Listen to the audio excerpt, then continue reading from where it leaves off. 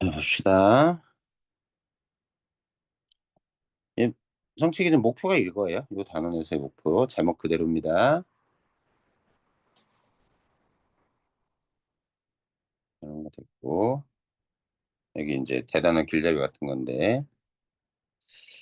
이 단원에서는 독서의 목적이나 글의 가치 등을 고려해 적합한 글을 선택하는 활동을 합니다. 그리고 다양한 독서자를 비판적으로 통합적으로 읽는 거, 주제 통합적인 글 읽기에 대한 얘기예요. 자, 여기에서 이렇게 세 편의 글, 네 편이네요, 총. 나오고 동일한 주제나 화제에 대해 주제가 아니구나. 동일한 화제에 대해 서로 다른 입장에서 쓴 글, 다른 갈래, 다른 주제를 갖는 이런 글들을 보고 옛사람에서 배우는 독서 저런 것들을 공부하게 됩니다. 자, 여기 지금 너네 교과서에서는 이론적인 부분은 맨 앞에서 좀 얘기를 해주고 있어. 그지? 음,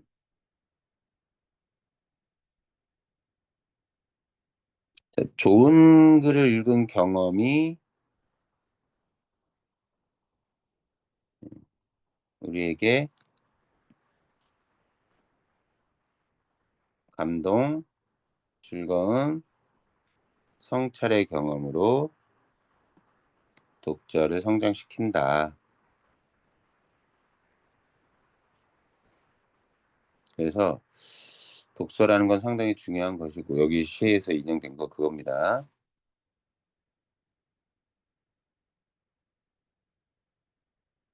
자 봅시다. 여기에서 좋은 글을 선택하는 것은 자기가 글을 읽는 목적이 있는데 그 목적에 부합하고 읽을 만한 가치가 있는 글이고 그리고 자기가 그런 비판적인 안목과 찾아 읽을 수 있는 능력을 갖추는 것이 필요하다. 자, 좋은 글을 선택하는 기준. 자, 좋은 글은 이러한, 아까도 얘기했지만, 좋은 글은 지식과 감동, 즐거움, 그 다음에 성찰의 계기까지. 그래서 지적, 정신적 성장을 이끌어준다는 너무나 당연한 말이에요. 목적과 글의 가치에 맞는 글을 세 가지 요건, 독자와 글과 맥락. 자, 독자의 측면에서 읽기 목적, 그 다음, 독자의 관심과 흥미, 독자의 배경 지식과 능력, 읽기 능력 수준에 맞는가? 그다음 글 자체 믿을 만한가? 이치에 맞는가? 공정한가? 자, 이독성이란 말은 처음 들어보겠죠? 읽기 쉽게 쓰여졌는가? 편집이 구성되는가?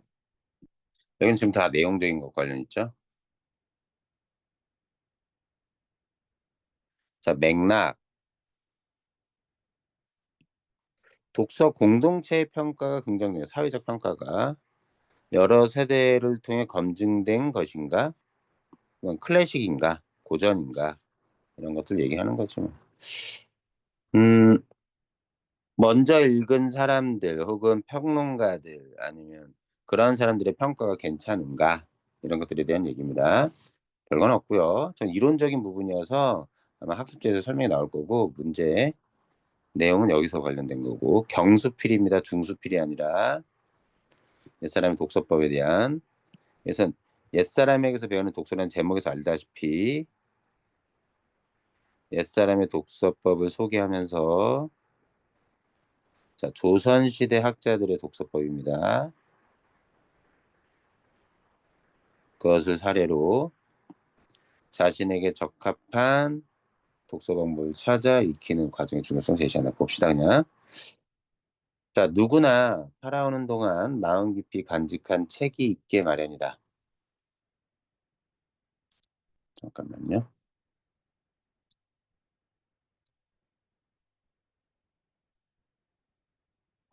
어린 시절 종이가 너덜너덜해지도록 읽었던 동화부터 길을 몰라 방황하던 청소년 시기의 묵직한 충격으로 제자리를 찾게 해준 책이 있다.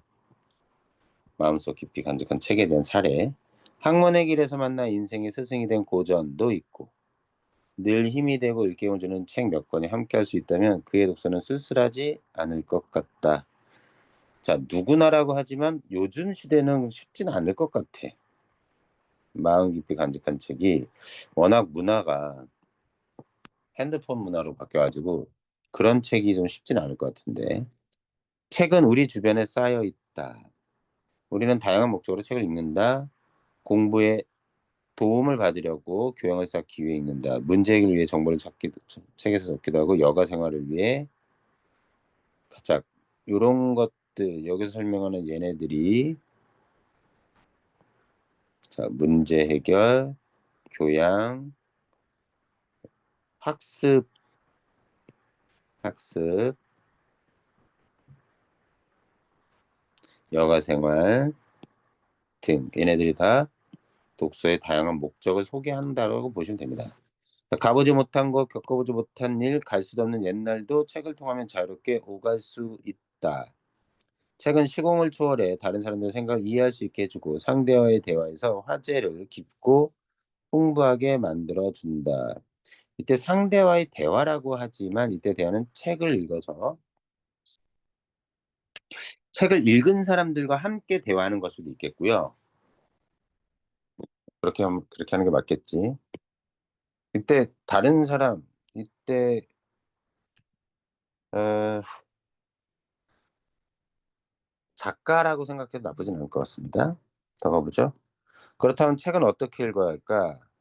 자, 스스로 질문하고 스스로 대답하겠죠. 자문자답.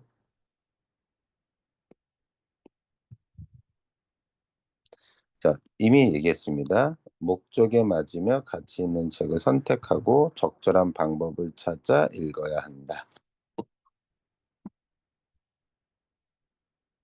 자, 선택을 위한 것이고 읽는 것에 대한 것입니다. 얘는 적절한 방법은 독서의 목적이 다양한데 독서의 방법도 일정할 수 없다. 아까 독서의 목적은 여기 나왔죠. 목적이 다르면 방법도 달라져야지. 흔히 정독과 다독을 두고 다른 독서의 방법을 묻곤 한다. 정해진 답은 없다. 정독할 책은 정독하고 다독할 책은 다독하면 된다. 옛사람은 정독을 위해 같은 책을 수십 번, 수백 번 다독하는 방법을 택했다. 새겨 읽어야 할 책은 새겨서 읽고 그때그때 필요한 정보는 필요할 때마다 꺼내 쓰면 된다. 일생을 함께할 지혜를 소설책 읽듯이 흘려 읽을 수 없고 깊은 사색을 필요한 주제를 만화책 보듯 해서도 안 된다. 자, 그래서 글의 목적에 따라 방법은 달라진다. 소처럼 여러 차례 되새김질해서 하나하나 음미하며 읽어야 할 때가 있고 고래가 큰 입을 벌려 물고기와 새우를 한꺼번에 삼켜버리듯 해야 할 때도 있다. 모든 책을 처음부터 끝까지 읽을 필요가 없고 수없이 되풀이해서 읽어서 한 부분만 손때가 묻은 책도 있어야 한다. 그죠? 그래서 여기에서 얘기하는 건 일정한 방법이 없다라는 얘기입니다. 핵심이죠. 정해진 답은 없다. 뭐와 관련돼서? 독서와 방법과 관련돼서 봅시다. 옛사람들은 저마다 자신에게 맞는 독서를 찾아 다양한 방법으로 책을 읽었다. 몇 가지 예를 들면 홍석주 여기 이미 정리되어 있습니다. 한번 가보죠. 한꺼번에 여러 종류의 책을 함께 읽는 방법. 뭐라고 얘기해야 되지? 이거 되게 괜찮은 방법인 것 같은데. 책을 읽고자 한다면. 그는 바쁜 벼슬살이의 빡빡한 일정 속에서도 책을 손에서 놓지 않았다. 아침에 머리 빗을 때 읽는 책과 안채 베개맡에 두고 있는 책이 달랐다. 이거 되게 괜찮은 방법 같아요. 사랑채 있을 때 곁에 두고 있는 책은 또 따로 있었다. 목적에 따라 읽는 책이 달랐다는 것인데 요즘식으로 말하자면 버스나 지하철, 기차에서 이동하는 시간에 읽는 책과 집과 사물에서 여가에 읽는 책이 달랐던 셈이다. 자, 목적에 따라 읽는 책이 달랐다. 이것도 그건데 요 방법을 목적에 따라 읽는 책이 달랐다라고 한마디로 얘기하면 좀 덜 잘못 설명하는 것 같아. 그지? 그러니까 책을 한 것만 처음부터 끝까지 선택하면 다른 건 보지도 않고 그것만 읽는 방법도 있지만 우리가 창의적인 아이디어를 얻을 땐 어떤 하나의 지식이 원래 맥락에서 벗어나서 전혀 생각지도 못한 엉뚱한 맥락에 놓였을 때 창의적인 아이디어를 얻는 경우가 많거든. 그래서 책을 내 방, 화장실, 학교 책상, 학원 어디 곳곳에 서로 다른 책을 한 네다섯 권을 동시에 시작해서 읽는 거지. 그래서 그 내용들이 뒤섞이는 거야. 혹은 생생하게 다른 책을 읽을 때 다른 걸 또 생각하게 하지. 다른 책의 내용. 그럴 때 창의적인 아이디어를 얻으려고 할 때 그렇게 읽는 경우도 되게 많대. 홍석수라는 사람의 방법이 좀 괜찮지. 아이디어가 좀. 홍석주는 본격적인 탐구가 필요한 내용은 관련 주제의 책을 모아두고 집중적으로 읽었다. 형편에 따라 쉬지 않고 부지런히 야금야금 폭넓게 읽었다. 그래서 이때 자, 요것도 또 다른 방법으로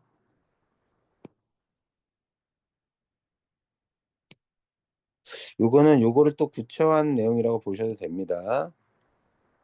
이렇게 쉬지 않고 부지런히 야금야금 폭넓게 한 방에 다 읽지 않았다는 얘기죠. 홍수씨는 한 권의 책을 다 읽을 만큼 길게 한가한때를 기다린 뒤에 책을 편다면 평생 가도 책을 읽을 만한 날이 없다. 오, 좋아. 비록 아주 바쁜 중에도 한 글자를 읽을 만한 틈이 생기면 한 글자라도 읽는 것이 좋다. 라고 말했다. 이번엔 이. 자, 한 손에 붓을 들고 책을 읽다가 퍼뜩 생각이 떠오르면 그 생각이 사라지기 전 열심히 기록하는 방법을 썼다. 그는 질서법이라고 불렀다. 질서는 질서법을 사용했고 재빨리 베꼈습니다. 이 사람이 사용한 방법 메모를 하는. 그리고 근데 책의 내용을 단순히 메모하는 게 아니라 자신의 생각을 적는 겁니다. 기억은 그때그때 붙들어두지 않으면 금세 달아나 버린다. 그는 사서성경 읽다가 떠오른 의문과 조사에 찾은 내용 그리고 자신의 생각을 기록해 두었다가 시경질서, 논어질서 같은 책으로 펴냈다. 작은 기록이 있어요. 큰 학문을 이룬 것이다. 김득신. 어디서 들어봤지? 는 훌륭한 문장을 가려 뽑아 책상에 놓아두고 몇만 번씩 숫자를 헤아려가며 되풀이 읽었다. 일단 발췌해서 뽑아서 모아놓고 다시 읽었다는 얘기입니다.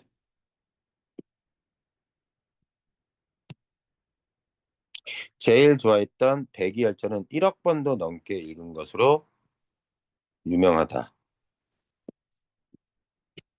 많은 책을 섭렵하는 것도 훌륭하지만 좋은 책을 반복해 읽는 것도 대단히 유용한 방법 중 하나다. 자, 이상적인 독서법은 한 가지만 있는 것이 아니다. 사람마다 개성이 다르듯 그때그때 필요에 따라 어, 자, 그때그때 필요에 따라 방법과 태도가 달라야 한다. 다양한 목적을 가지고 읽고 아까 나왔던 얘기네요.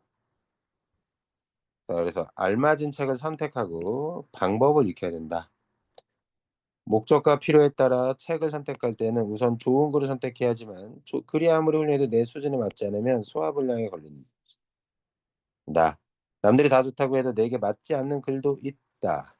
따라서 목적에 따라 가치 있는 글을 선택하되 자신의 수준에 맞는 중요한 거죠. 병증에 맞는 약은 약국에 다 있다. 아이고 소리. 비유를 드네요. 하지만 아무 약이나 먹어서 병이 낫지 않을 뿐 아니라 오히려 더 악화된다.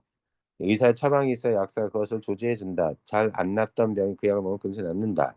책도 닥치는 대로 읽어서는 오히려 안 읽느니만 못할 수도 있다. 자, 유추의 설명 방법으로 내용을 설명합니다. 책도, 약, 그래서 책과 책을 골라 먹는 것과 책을 골라 읽는 것. 독서에도 전략이 필요하다. 곁에서 조언을 해주는 조력자 역할도 중요하다. 양분을 고르게 섭취해 건강해지듯 생각에도 균형이 필요하다. 독서는 생각의 균형을 바로잡아주는 저울. 비유적 표현입니다. 여러 번 시행착오를 거치면서 조금씩 바로잡아 내게 꼭 맞는 방법을 찾아내는 과정이 필요하다. 옛사람들이나 선배들의 독서법에 관한 책을 찾아 읽어 자신에게 적용해보는 방법도 유용하다. 그래서 이 글을 쓴 거예요. 여기 정리되어 있고요. 네, OX 문제.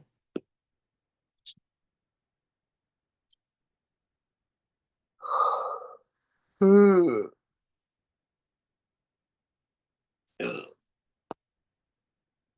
자, 요거는 뭐 내용이 그렇게 어렵진 않았고요.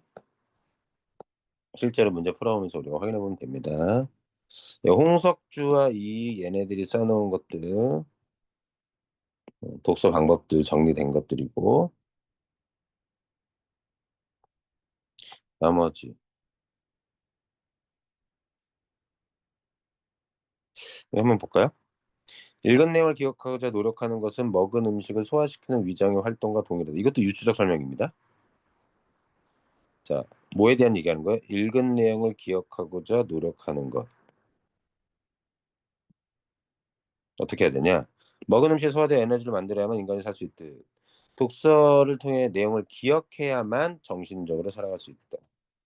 기억을 해야 하는 게 중요하다는 거야. 그러나 입에 맞는 음식이 구미를 자극하고 많이 먹히는 것처럼 흥미를 끄는 소재, 바꿔 말하면 자신의 사상, 체제, 목표 부합하는 내용을 담긴 책을 선택하는 안목도 중요하다.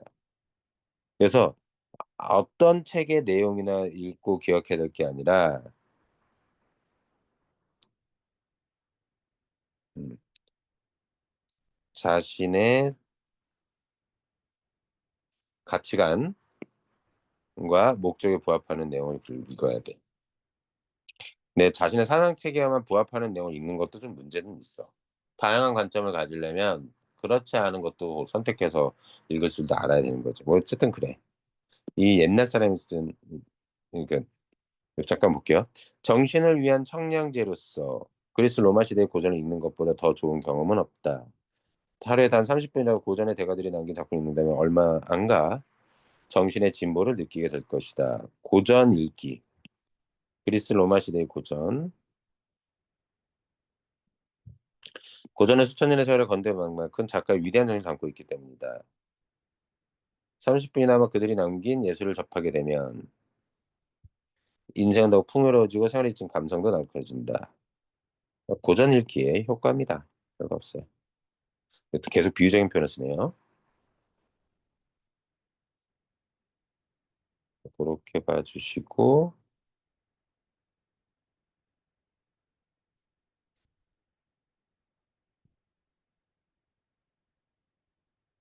음, 여기 뭐 이렇게 나왔습니다.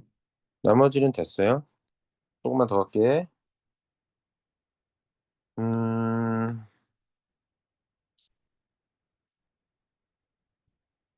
이런 건 거의 뭐랑 같습니까? 도덕책. 당연한 말들을 다 써놨습니다.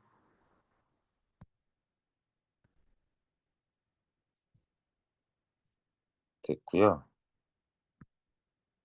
주제통합적 읽기로 가보죠. 자, 주제통합적 읽기의 정의는 바로 이거예요. 너무 길다. 그지? 길들을. 자, 여기서 중요한 거. 하나의 화제나 주제 쟁점에 대해 같은이라고 해도 되겠어. 하나는 다양한 관점과 형식으로 쓰인 글들을 통합적으로 읽는 거고 글을 통해 새로운 주제를 도출하거나 의미를 재구성해 나가는 읽기. 왜 해야 하는가? 주제에 대한 심층적 이해, 세계에 대한 이해, 둘째, 읽기 능력의 향상. 자, 주제통합적 읽기를 통해서 정보를 재구성하고 그다음에 비판적으로 읽고 새로운 주제는 아이디어를 생산하는 창의적인 의미 구성 세 가지가 가능하다는 얘기입니다. 자, 독서 경험, 균형 잡힌 시각을 가질 수 있게 해준다. 너무나 당연한 얘기예요. 주제 통합적 읽기의 절차 방법. 요거 시험 문제로 순차적인 내용이 나올 수는 있습니다. 자, 관심 있는 화제, 주제, 쟁점. 그리고 그 하나의 그 화제나 주제, 쟁점을 다루고 있는 다양한 글과 자료를 찾고 그 글의 내용을 정리하는 거죠. 글과 자료의 것들의 관점, 내용을 정리하고요. 그것들을 비교 대조한 후에 평가한 후에 자신의 관점을 재구성한다라고 나옵니다. 여기 각 절차마다 뭘 해야 되는지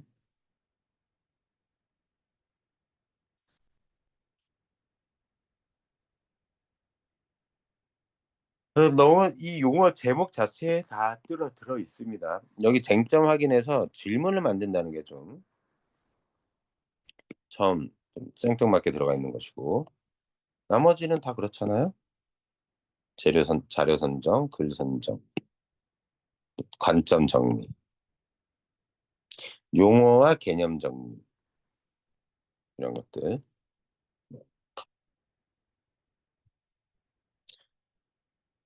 자신의 관점. 여기에 뭐 이런 사례가 나오는데 이것들은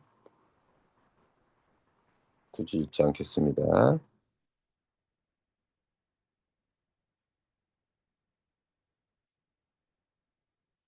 자, 시장과 의무. 여기에서는 세 편의 글들이 나옵니다. 학교에서 진짜 나갔나? 거의 지금 정신 없겠죠? 이 시간에 9시 반. 여기서 읽을 수 있는 분량까지 읽어보죠. 최대한.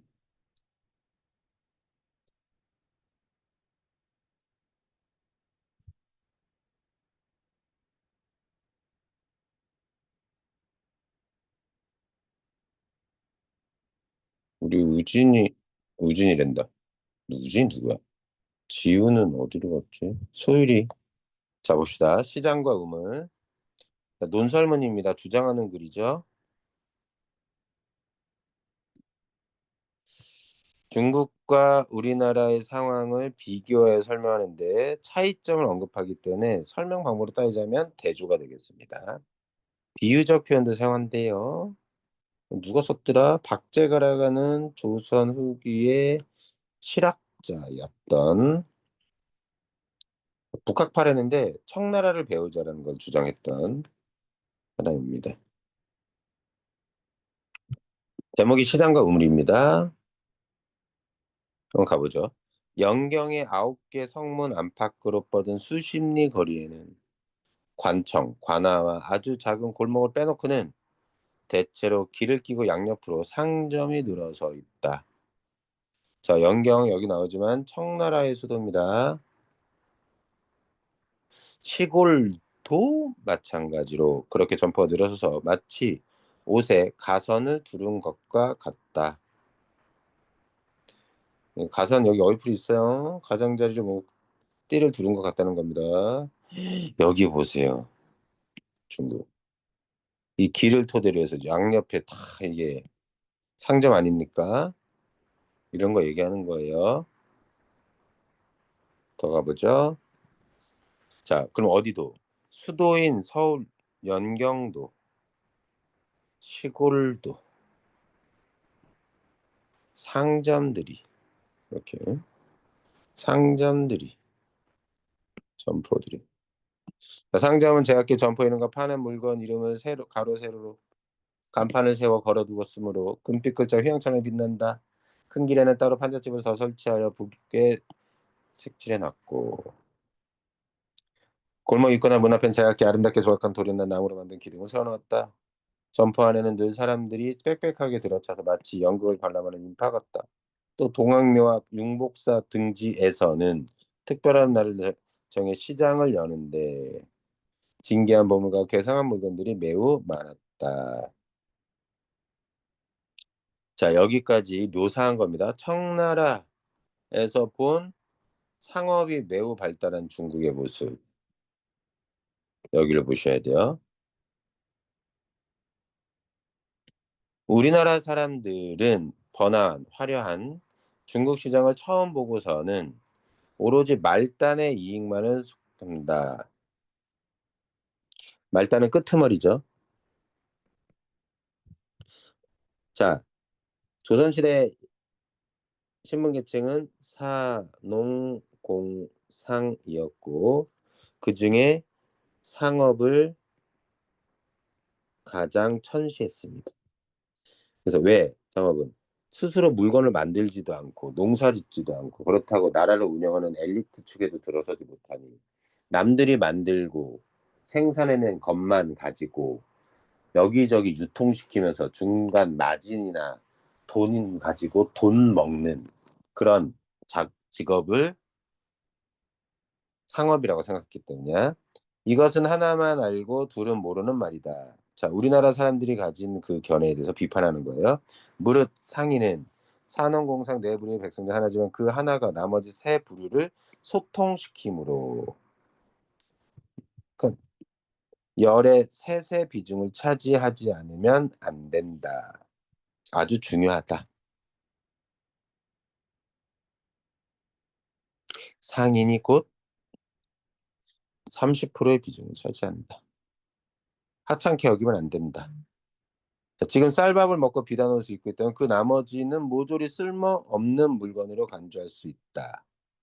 그러나 쓸모없는 물건을 활용하여 쓸모있는 물건을 유통하고 거래하지 않는다면 이른바 쓸모있다는 물건은 대부분 한 곳에서 묶여서 유통되지 않거나 그것만이 홀로 쓰여서 고갈되기 쉽다.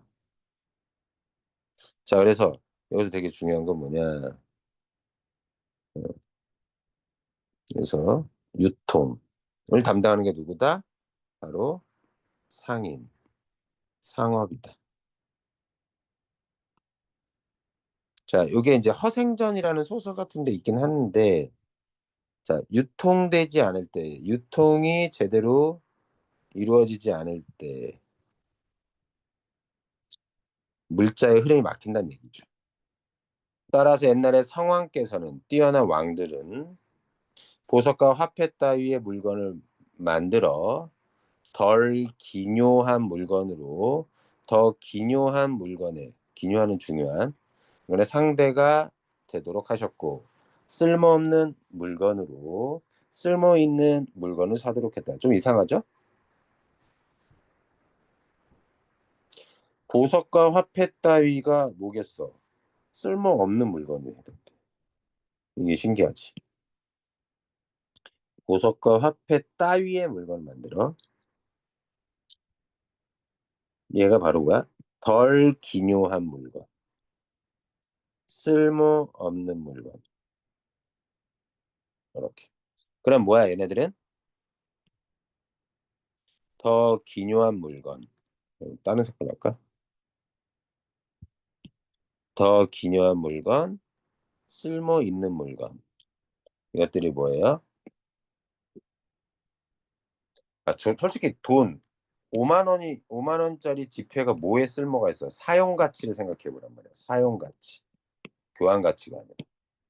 사용 가치가 뭐냐면 이거 화장실 가서 큰일 보고 엉덩이 닦는데도 쓰기에도 뻣뻣한 종이 질도 좋지 않잖아. 근데 그걸로 뭘 사? 우리가 먹고 쓰고 해야 될 것들을 사잖아. 그런 물건들이 오히려 쓸모 있는 거라는 작가의 견해가 있어. 게다가 배와 수레를 만드셔서 성왕이 또 만든 게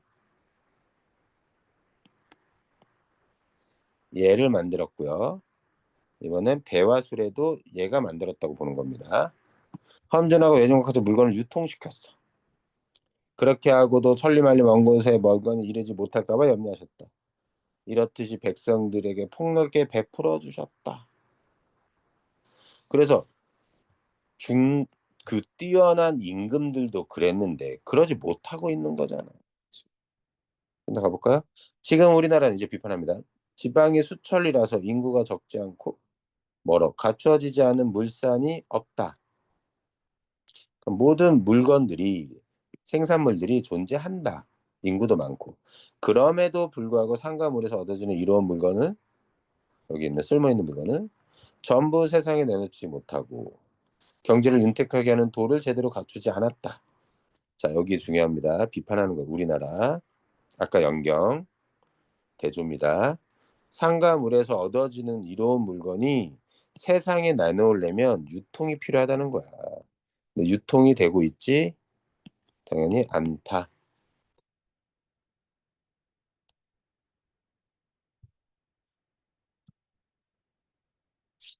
더 갑니다. 그런데도 날마다 쓰는 물건과 할 일을 팽개쳐 둔 채 대책을 강구하지 않는다. 비판한 거지.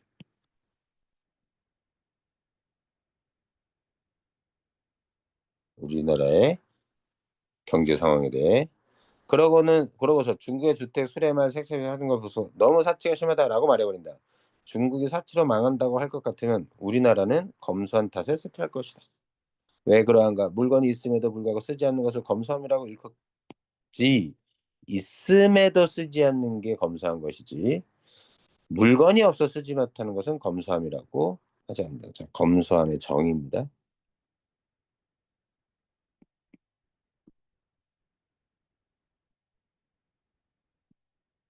교수가 생각하는.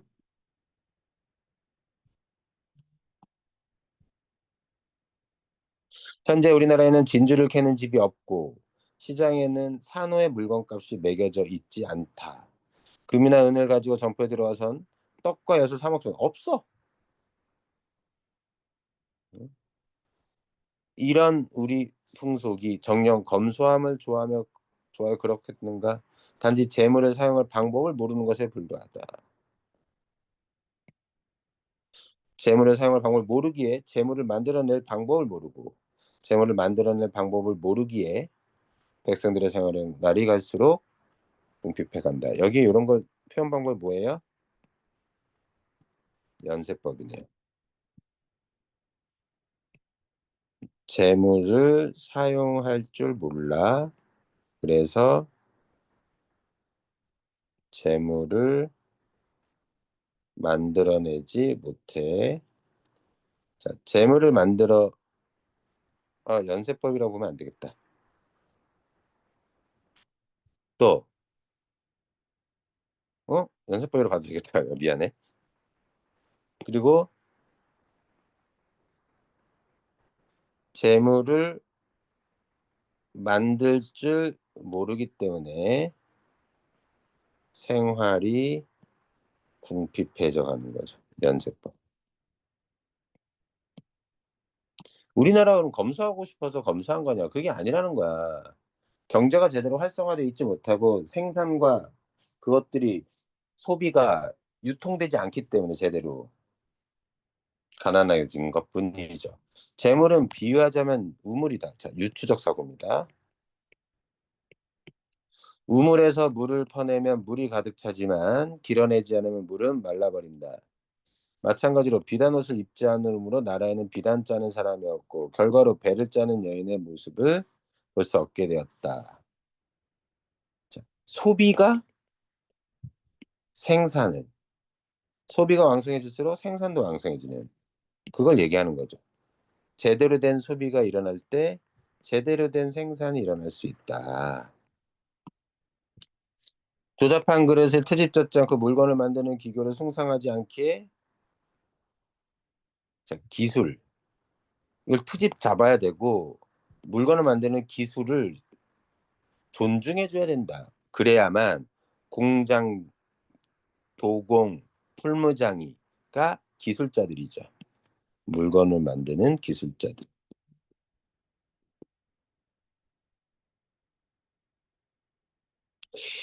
장이들, 대장장이들은 그 결과 기술이 사라졌다.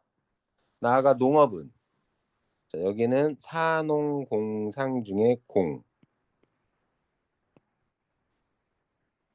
농업, 이젠 상업이네. 저기 농업이네요. 농업은 황폐해져. 농사 짓는 방법이 형편없고 상업을 박대함으로 상업 자체가 실종됐다. 자, 농업도 문제고 공업도 문제고 상업도 문제야. 산업공상 내 부류의 백성이 너나 할 것 없이 다 공공하게 살기에 서로를 구할 수가 없다. 나라 안에 보물이 있어도 강토 안에서는 나라 안에서 용납되지 않으므로 다른 나라로 흘러간다. 해외 유출.